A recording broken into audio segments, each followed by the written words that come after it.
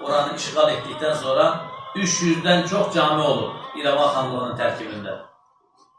Yani baştan sona Azərbaycan əhalisi olub, yani Azərbaycan türkü olub yaşayıb. Ama təəssüf ki, genosid deyək, nə bilim, soyqırımı deyək və yaxud da didərgin salmaq deyək, bir vasitə ilə arkalarına da mənfur qüvvələrini alaraq Qərbi Azərbaycandan, Zəngəzurdan, o Borça malından, o digər yerlərdən müsəlman Türk xalqını oradan sürgün edirlər. Bilirsiniz, aramızda da bir çox Qərbi Azərbaycana olan insanlar var. Dünənlərim o vəzifəsini dayandırmaq məcburiyyətində qalan İrəvan qazılığını bərpa edildi. Elhamdülillah, Allah-u Teala müvəffiq eyləsin. Bir zamanlar xatırlayıram, Ağdaşda işləyərkən və yaxud da bu 30 il ərzində 2025-ci ildə herhalde, değil mi? Nə hikmətsə, mənim də vəzifəyə başladığım, imamlıq xidmətinə başladığım tam 30 il oldu. Bu 30 il ərzində, daha 44 gündən öncəki söhbətlərimizdə, vəzlərimizdə, tapşırma dualarımızda hamısında Gözəl Qarabağımızın işğaldan azad olması üçün, abad olması üçün deyə dua edərdik. Elhamdülillah dualarımız qəbul oldu.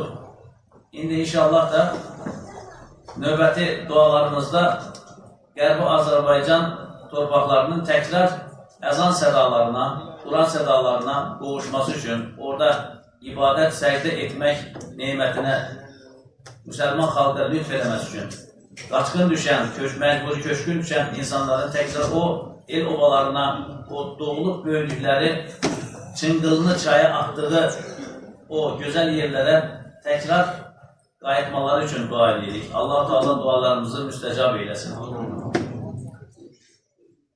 Vəzimin başında Pərvin qardaşımız, Pərviz qardaşımıza dua edək. Həmişə gəlib o minbərin yanında orada namaz qılır. Allah-u Teala şəfalar ihsan eyləsin. Allah-u Teala kömək olsun. Vəzimin başında söylədim, hacı gecək qardaşlarımız var. Allah-u Teala haclarını məbrur eyləsin, məqbul eyləsin. Hacı ehrama girərkən niyyət edilir ki, Ya Rabbi, ümrə və yaxud da hac üçün ehrama girirəm. Ya Rabbi, bunu mənə asanlaşdır və məndən qəbul edər. Çünki hac çox ağır bir ibadətdir. Həssas, yanaşılası bir ibadətdir. Çünki ehramı girdikdən sonra sanki bir ölüm məsafəsində olmaq lazımdır. İnsanları incitməmək lazımdır. Dalaşmaq, pis söz söyləmək olmaz. Zəfas yox, fücur yox, fısq yox. Dua gedən qardaşlarımız inşallah məbrur hac edərək geri qayıtsınlar. Mən də Allahın lütfu olaraq bir neçə qardaş toplaşıb mən də hacı götürürlər inşallah. Dedilər ki, mənim sizin hac pulunuzu biz qarşılayırıq, bizə orada ibadətlərimizi daha layiqincə yerinə yetirmək üçün bizə bir rəhbərlik elə. Dua edin, sağ-salamat inşallah gözəl bir şəkildə ibadət edib geri qayıtmağa Allah da lütf ehsan eləsin. İnşallah cəmaatımızın hamısına dua edəcəm orada. İçinizdən bəziləri deyə bilər ki, mənim hamısına necə dua edəcəksin, hamısının adını necə xatırlayacaqsın? Mən onun asan üsulunu tapdım. Biraz başımı yordum. Ya Rabbi, arkamda namaz qılan qardaşlarımızın dualarını məqbul eyle. Hamını içine almış olur. Özel dua istəyənlər orada biraz vaxt darlığı olur. Bəzən işin orada heyecanından, o mənəvi atmosferdən unutulabilir. İnşallah əff oluna. Özel dua istəyən qardaşlarımız da az bir neçə nəfər var. Onları da Rəbbim sıkıntılarını gidersin, dualarını müstəcab eyləsin. Getmək istəyən qardaşlarımızın Allah-u Teala hamısını nəsib eyləsin. İnşallah məscidimizin genişlənməsi üçün də, məscidimizin ərazisinin böyüməsi üçün də, orada hərbçilərin ərazisindən aşağı yolun verilməsi, alınması barəsində də inşallah Allah'tan təmənni təvəqqə edəcəm. Çünki duaların məqbul olduğu yerə gedir inşallah. Allah-u Teala sizlərdən razı olsun. Mənim varsa əgər haqqım halal deyirəm, sizlərdən də halallıq istəyirəm. Getmək var, dönməmək var. gəlib də görməmək var. Ona görə halallaşmaq gözəldir.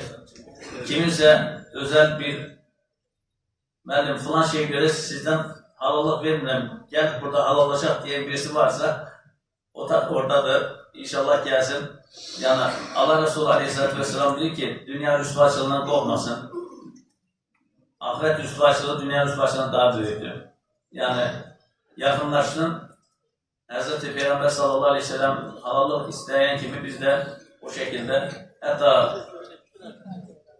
səhabədən birisi deyir ki, Allah Resulü o şəkildə halallaşdığı zaman, ya Resulallah, bir savaşa gedərkən sən heyvana vurma əvəzində qamçını mənim kürəyimə vururdun.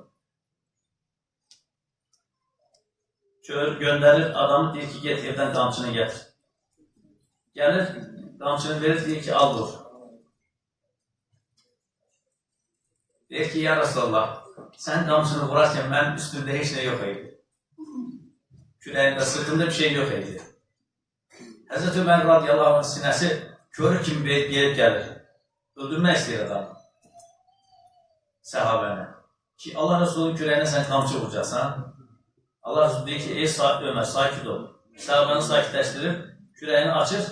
Açan kimi bilirsiniz, Resulullah s.ə.v-in kürəyində Xatəmin Ənbiyyə, Peyğəmbər möhrü var. Quş yumurtasına bənzər bir xal vardı.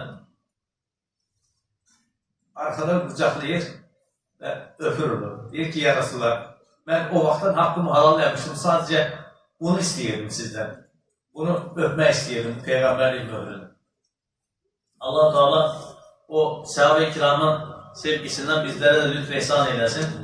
Dualarımızın qəbulü üçün, ordumuzun müzəffər düşmənlərimizin qəhr-i pərişan olması üçün, dualarımızın qəbulü üçün Allah rızası üçün Əl-Fatiha.